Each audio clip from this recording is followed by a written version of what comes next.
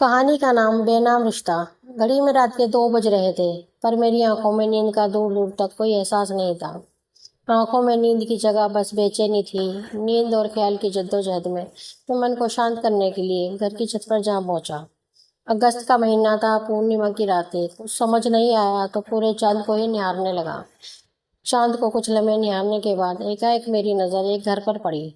हमारे घर से महज 100 या 125 फुट की दूरी पर था वो घर।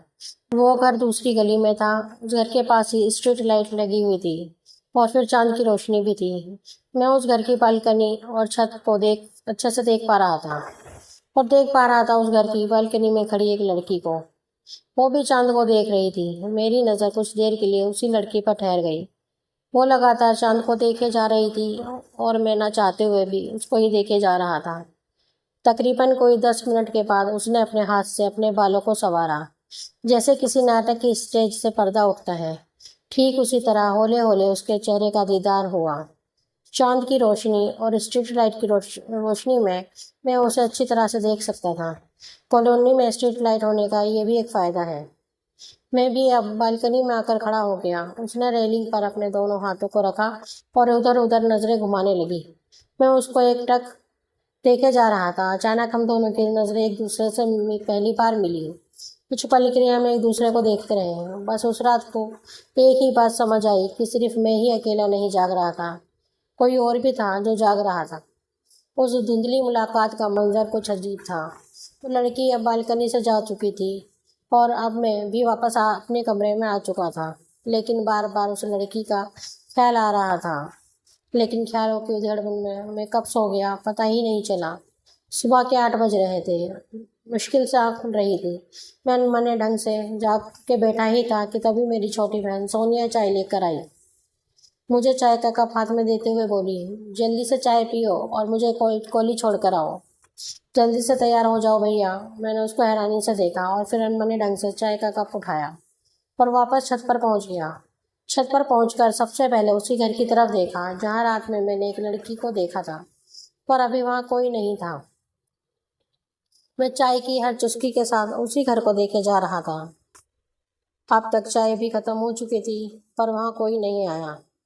मैं पलटकर चलने लगा। मैं सोचा कि एक बार और उस घर की तरफ देख लूं। बेचैन मन से फिर उस घर की तरफ देखा। इस बार वो लड़की छत पर थी। वो छज्जे पर आकर अपने बाल सुखा रही थी और उसको देखकर मैं वैसे ही खुश हो रहा था जैसे बेगानी शादी में अब्दुल्ला दीवाना। अब मैं उसे रात की तरह धुंधला धुंधला नहीं, साफ साफ देख रहा था। कुछ वक्त बाद फिर हम दोनों की नज़रें एक दूसरे से टकराई। लेकिन इस बार जैसे ही हम दोनों की नज़रें मिली, मैंने अपना चाय का कप उसकी तरफ करके चाय पीने का इशारा किया।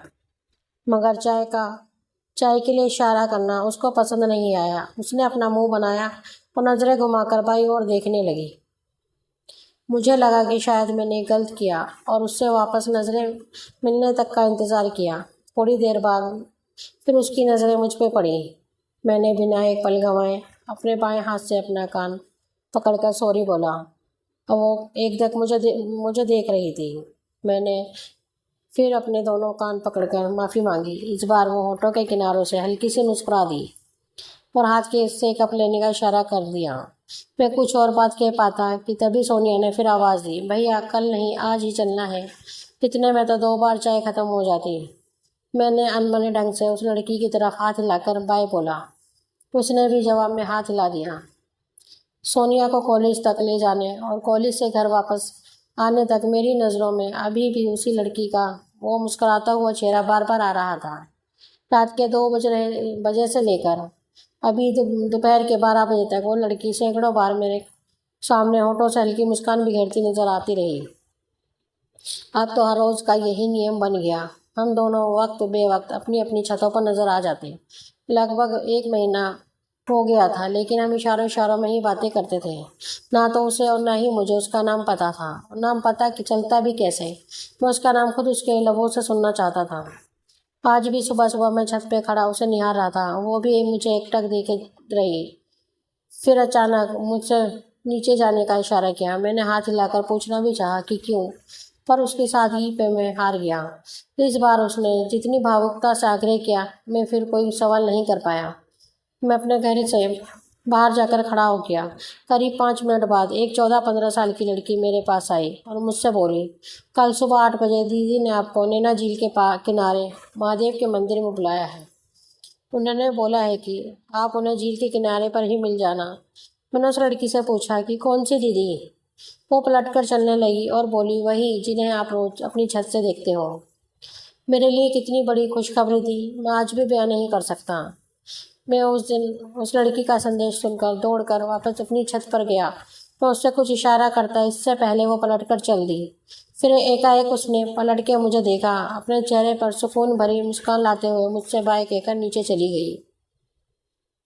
मैं बहुत खुश था। कल मैं उसको बहुत करीब से देखने वाला था।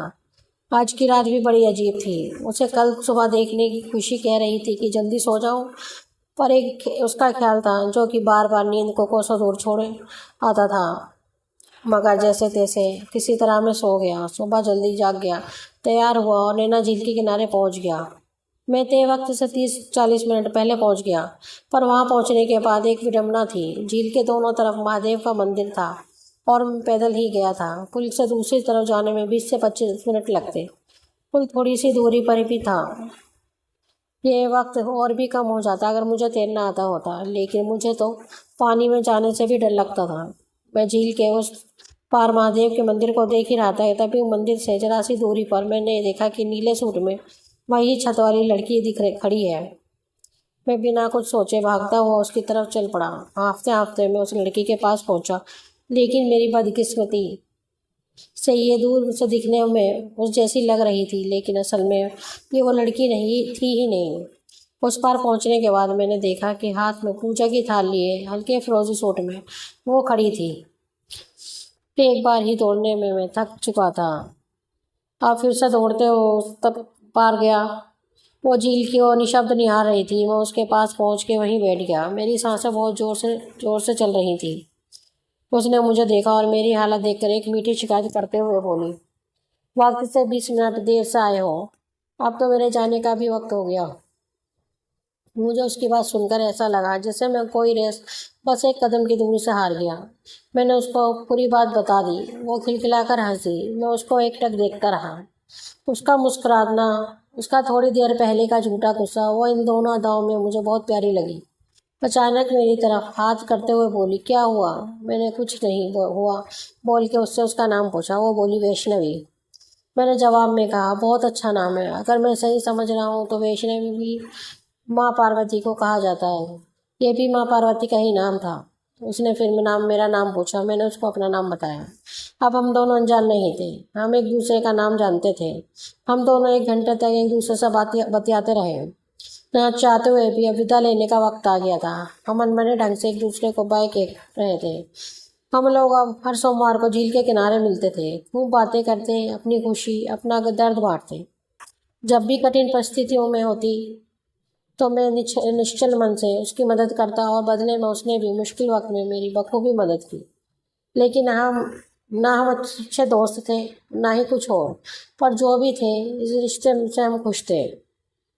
आज की तरह तब घर घर में फ़ोन नहीं था, लेकिन हम दोनों के घर में टेलीफोन था। जब भी मुझे या उसे मिलना होता तब हम अपनी गली के छोटे बच्चों को एक चॉकलेट के बहाने अपनी खैर खबर भेजते रहते।